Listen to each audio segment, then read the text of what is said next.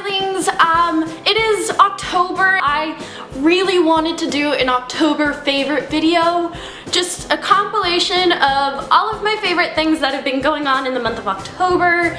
And it ranges from beauty products to TV shows and movies on Netflix that you should be watching because it's October. Definitely rocking this bow. If you want to know where I got my walker bow, you see that? Walkers. If you want to know where I got that, I'm going to leave a link in the description below. And I finally found the perfect time to wear it because it's October and it is probably one of my favorite months in the entire year. I'm gonna turn off this fan because I'm hoping that it doesn't make a lot of noise, so I'll be right back. I am all prepared now. I probably should have gotten prepared before I hit the record button.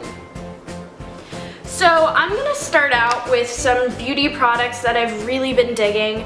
I know it's not usually what I go for in my videos. The first one is something that I picked up at Ulta on a whim. There's a YouTuber and Instagrammer called In The Fro that I follow and I adore her and her purple hair. She posted a picture of the Paul Mitchell Super Strong products. Strengthening my hair is like top priority to me in terms of hair products. I decided to give this a go. I wasn't sure how well it would work, but I must say it is the most amazing product that I have ever put in my hair ever, and the prices are totally beyond reasonable. The shampoo was about $10, I'll say, and the conditioner was a little bit more costly. It was about $15. I don't have problems with split ends anymore. It's literally hair magic in a bottle, and since it's October, witchcraft and wizardry is all the rage, and this is like hair wizard witchcraft 101.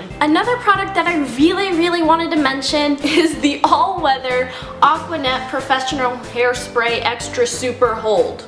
It was literally $1 for all of this product. It is quite possibly the best hairspray I've ever used. It does not make your hair really stiff, and it keeps your style in place and looks so natural, and it's super cheap, and you get a lot of product. I've recently been into Not Your Mother's. I recently purchased the Beach Babe Texturizing Sea Salt Spray, and this stuff literally smells like the ocean. On days where I do want, I don't want to use heating tools and whatnot, Beach Babe, this thing, Not Your Mother's, is great. You know when you go to the beach and you go in the water and you come out and somehow you get the most amazing mermaid hair and it's like wavy and awesome, but then you have to wash it out because it's all salty and gross? Well, you can achieve that same look with this stuff, and I recommend it to anyone and everyone.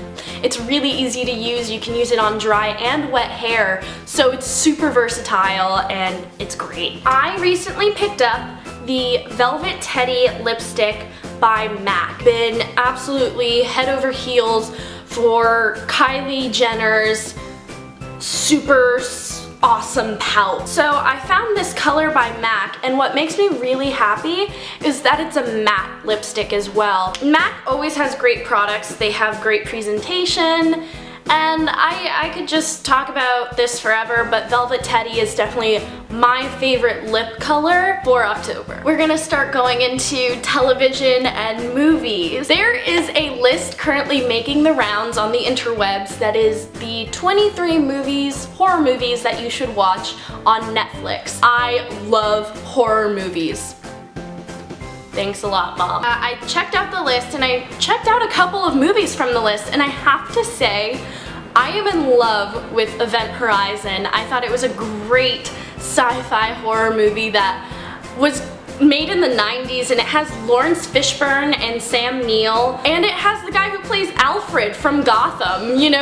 What more do I need? It's super trippy, but it's really awesome, and the ending, it has a great payoff. Right after I watched that, I also looked at another movie on the list, and it was called The Caller. This one I didn't like as much as Event Horizon. I thought that was such a great film, but it's probably also because I love sci-fi, and sci-fi horror is amazing. But The Caller has a really interesting time travel element to it. So it's like a time travel horror, and it plays out in a way that you totally would have never expected. I enjoyed it a lot. It definitely kept me interested.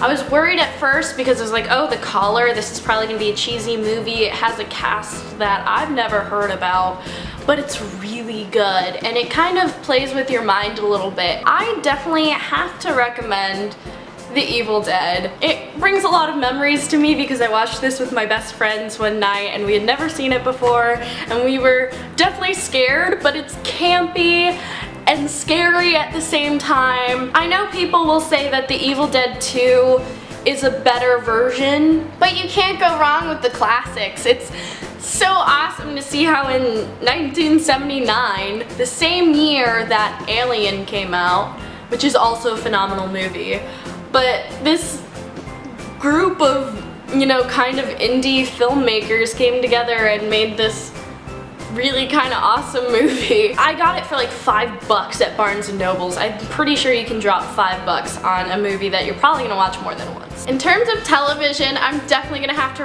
recommend season 5 of The Walking Dead. They've really done a great job considering how season 3 and season 4 was kind of like a struggle to get through. I feel like the storyline in this season is phenomenal. The whole character development is great.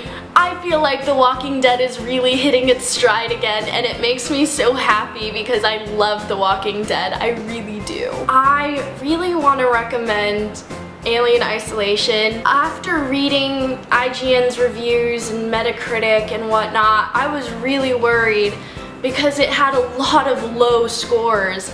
And Alien and Aliens are probably some of my favorite horror movies ever. I think Ellen Ripley is an amazing protagonist and she makes engineers and badass ladies look great. You need to get your hands on a copy of this game and sit down in the dark and immerse yourself in the game and be absolutely terrified. Those are my October favorites. Go ahead and let me know what your favorites are so far this month, what your favorite horror movies are. I love discovering new horror movies. Event Horizon and The Caller were definitely a success. I'll end it at that and stay spooky, Sailor Scouts.